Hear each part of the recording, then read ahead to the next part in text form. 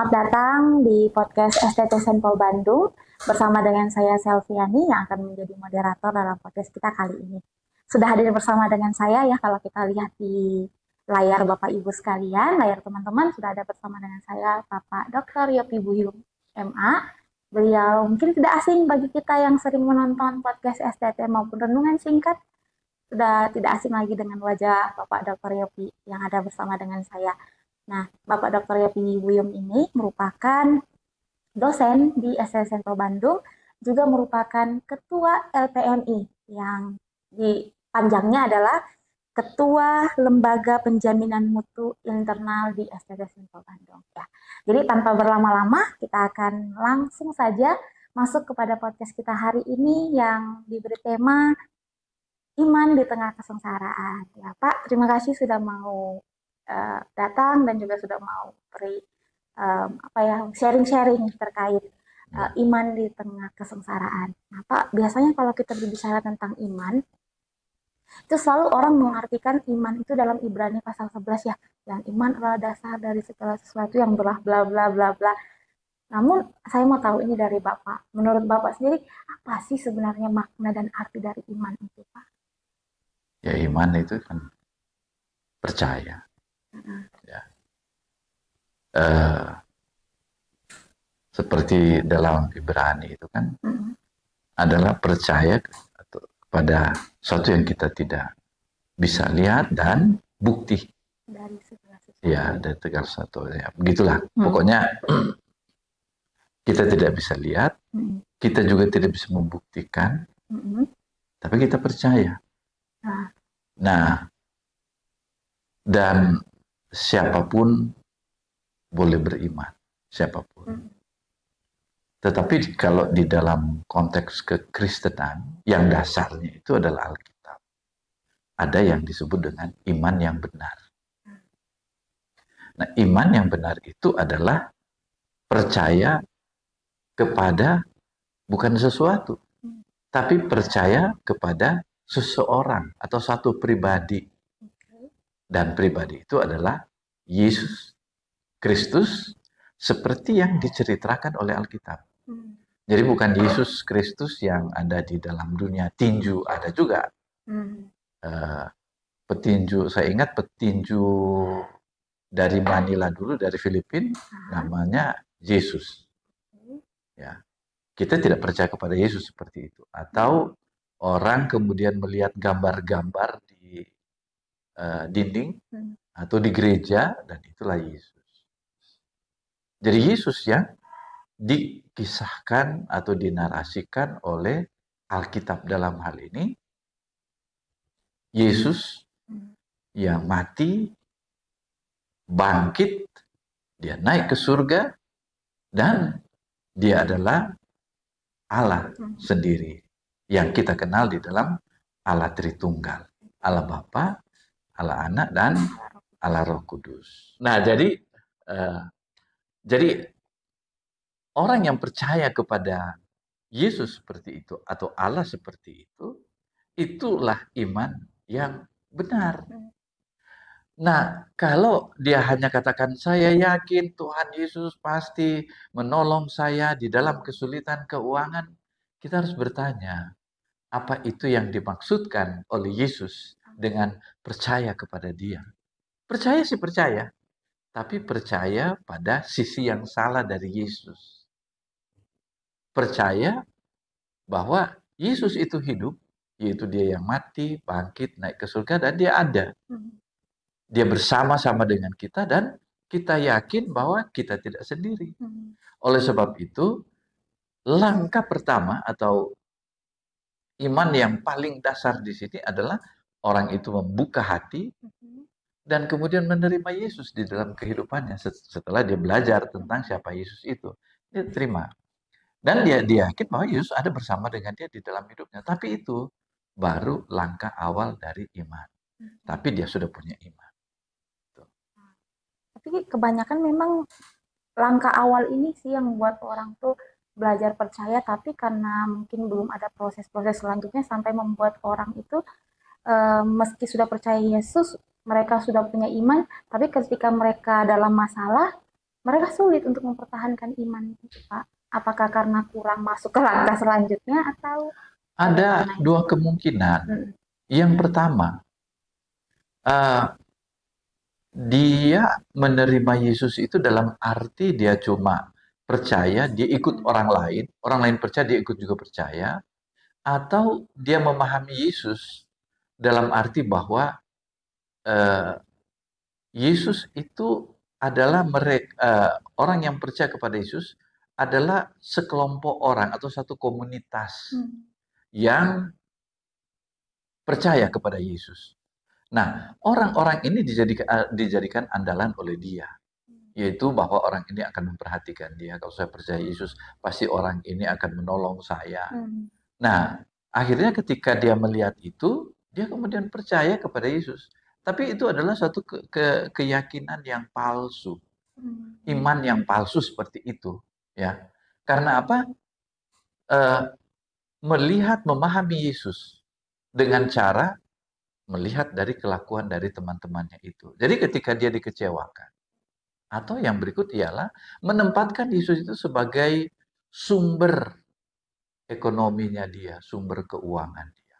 Jadi ketika keinginannya itu tidak dipenuhi, padahal dia sudah berdoa, dikecewakan lagi oleh teman-temannya, ya dia bilang ya percuma saja. Nah, ini yang disebut dengan iman yang palsu. Tetapi kalau iman yang genuine, iman yang asli, mau dalam keadaan bagaimanapun dia diperhatikan, tidak diperhatikan, ketika hanya dia sendiri yang percaya, orang yang membawa dia datang kepada Yesus, bahkan orang itu sudah mundur dari imannya kepada Yesus, dia tetap beriman. Nah, itu iman yang asli. Saya menyaksikan banyak orang seperti itu, bahwa dia tidak bergantung kepada orang lain. Bahkan dia tidak bergantung kepada orang yang membawa dia datang kepada Kristus. Tapi dia tetap percaya kepada Yesus. Nah, itu iman yang asli. Karena apa? Dia sangat bergantung kepada Yesus yang dia mengerti dari Alkitab. Tapi otomatis orang yang seperti Bapak bilang kan ada dua jenis ya, iman yang palsu sama iman yang benar-benar asli percaya sama Tuhan gitu. Nah, Pak, ada kemungkinan nggak sih Pak orang yang memiliki iman yang benar-benar percaya itu mereka benar-benar tidak ada hambatan untuk bisa memiliki iman? Iya, karena di dalam teologi reform juga, bahwa orang yang memang sudah ada di dalam Tuhan, ada yang disebut dengan perseverance of the saints. Jadi, daya tahan orang itu untuk tetap bertahan di dalam Kristus, sekalipun dia mengalami penderitaan. Dan inilah jaminan yang diberikan oleh Alkitab, aku sekali-kali tidak akan meninggalkan engkau, dan sekali-kali aku tidak membiarkan engkau. Itu di kitab Ibrani bilang begitu kan.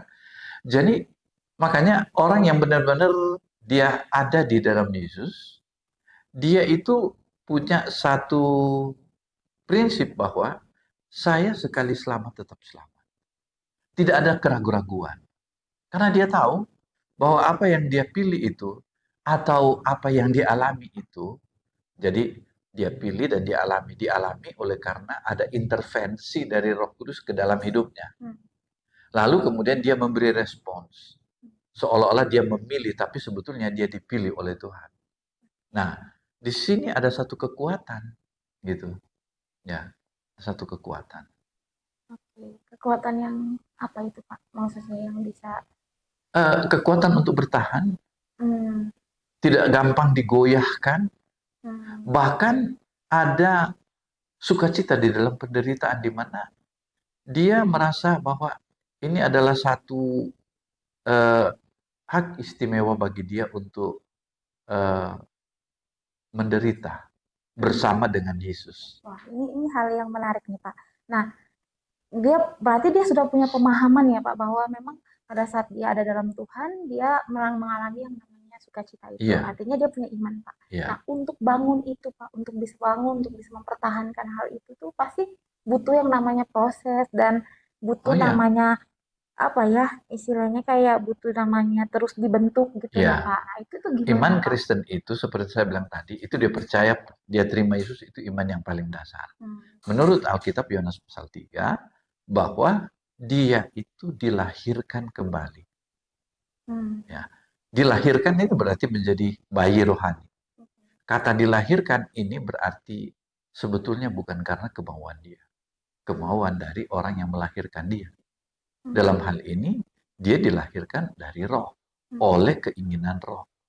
Yang kemudian membesarkan dia itu adalah bukan juga oleh keinginannya sendiri, tetapi secara alami orang yang lahir baru, dia memiliki kehausan akan makanan yang Rasul Paulus sebut sebagai makanan rohani. Susulah yang kuberikan karena masih dalam kondisi bayi. Jadi orang itu mulai belajar berkomunikasi dengan yang melahirkan dia, dalam hal ini dengan Tuhan. Berkomunikasi dalam arti apa? Dia mendengarkan orang yang melahirkan dia, pribadi yang melahirkan dia, yaitu firman Tuhan. Saya ingat ketika pertama kali saya lahir baru, ada kerinduan saya untuk baca Alkitab. Ingin, tanpa disuruh, saya baca. Ingin ke kelompok Alkitab, belajar Alkitab.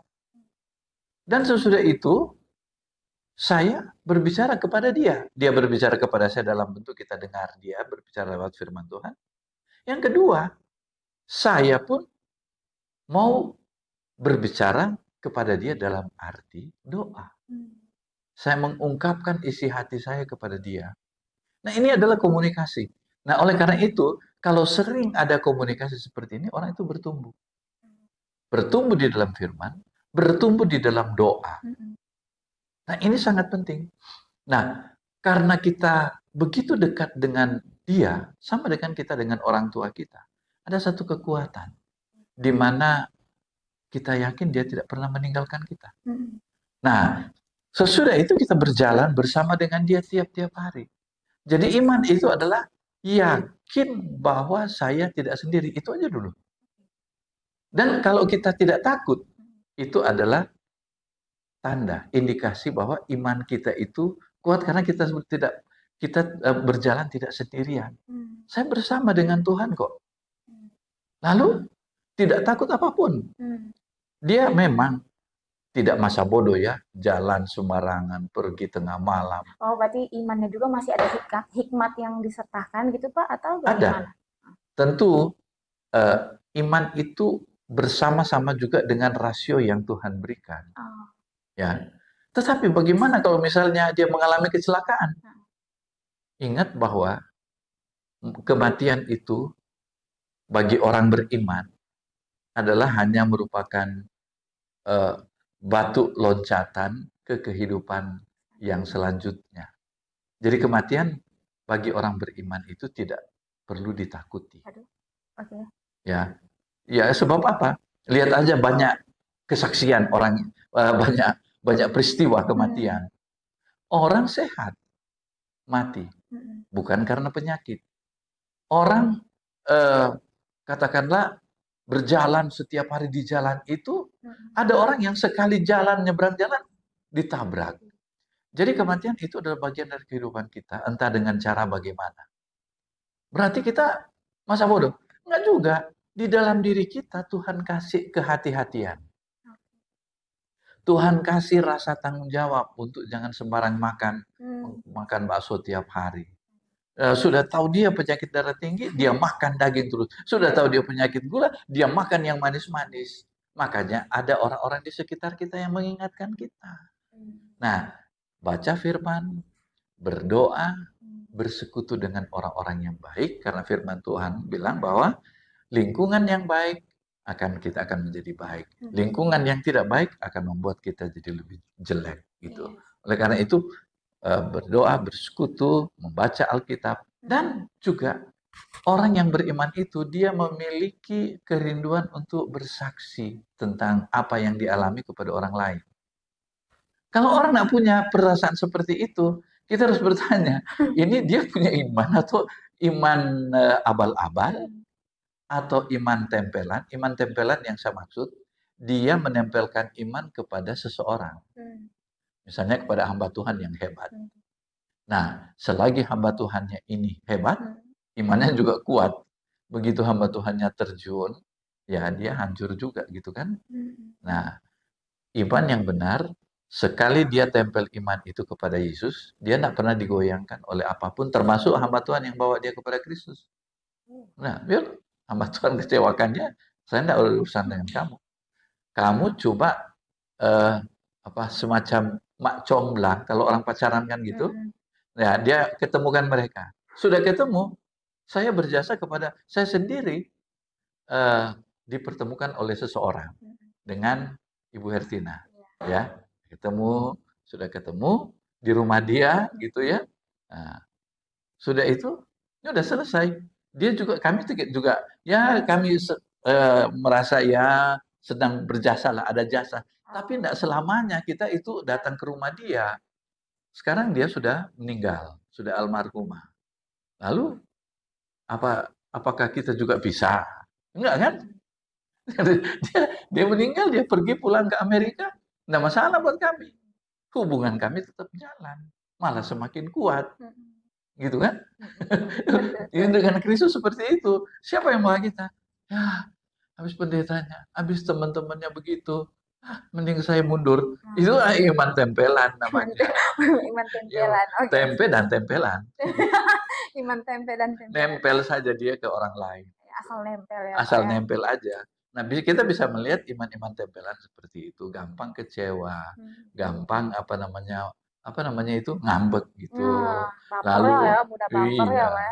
Dan dia itu iman tempelannya. Kalau persekutuannya rame, wah imannya kuat. Tapi sudah tidak rame-rame, tinggal PA berempat, berlima, kelompok kecil atau di core group, di CG gitu, itu iman bertumbuh di situ. Iman saya justru saya tidak pernah bertumbuh di suatu KKR tiap minggu, enggak. Iman saya itu bertumbuh justru bersama-sama dengan kelompok-kelompok kecil, dan saya memimpin kelompok kecil. Sampai saat ini, makanya saya mempraktekkan kelompok-kelompok pemuritan untuk membina segelintir orang, ya berapa saja. Selfie atau Andri yang menjadi murid Yesus itu sangat luar biasa. Dulu cuma ada Billy Graham yang dimuridkan oleh seorang ibu bernama saya lupa ingat. Dia itu punya 3 orang saja, tapi 3-tiganya itu menjadi penginjil yang luar biasa. Nah, itu kehebatan dari iman yang genuine gitu. Ya. Jadi untuk bisa memiliki iman yang teguh, iman yang yang bisa tetap bertahan di tengah kesengsaraan, ya jangan memiliki iman yang tempelan itu ya yang sudah Bapak katakan tadi ya. Tapi harus punya dasar yang benar-benar di dalam Tuhan. Oke Pak, terima kasih. Mungkin ada satu kata Pak, mungkin bisa satu statement lah yang terakhir terkait iman, supaya mungkin bagi pemirsa atau bagi Bapak Ibu yang nonton podcast kita hari ini, mereka bisa dikuatkan lagi dalam iman. Ujilah iman kita, apakah kita senang membaca dan mendengar firman Tuhan. Yang kedua, apakah kita itu sedang berdoa. Yang ketiga ialah, apakah kita rindu untuk bersekutu dengan teman-teman seiman lainnya. Dan yang terakhir, apakah kita punya keinginan yang kuat untuk menyaksikan tentang Kristus kepada orang lain dan membawa orang lain datang kepada Kristus. Ini adalah indikator utama. Kalau salah satu tidak ada, kita harus datang berlutut di hadapan Tuhan. Tuhan, berikanlah iman itu, tambahkan iman kami. Itu saja. Terima kasih. Wah, menarik ya Pak ya. Jadi Bapak Ibu, sampai di sini podcast kita. Kita sangat diberkati dengan sesi kita hari ini, di mana mengenai iman yang bertumbuh walaupun di tengah kesengsaraan. Jadi tetap percaya sama Tuhan dan tetap memiliki iman yang benar-benar di hadapan Tuhan, jangan memiliki iman yang tempelan. Ya Pak ya. Oke, terima kasih Bapak untuk sudah mau bersama dengan kita hari ini, dan untuk semua penonton jangan lupa di like, komen, dan subscribe video ini. Terima kasih, Tuhan memberkati, sampai jumpa.